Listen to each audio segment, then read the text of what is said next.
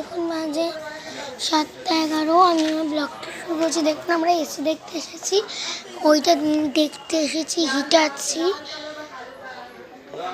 Company.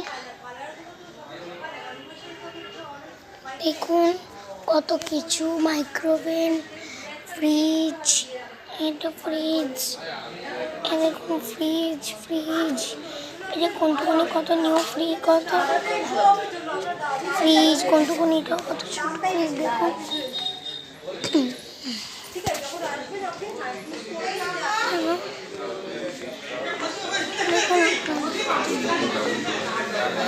কত, দেখুন কত মোবাইল।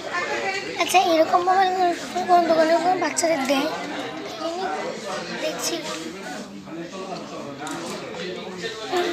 কত টিভি,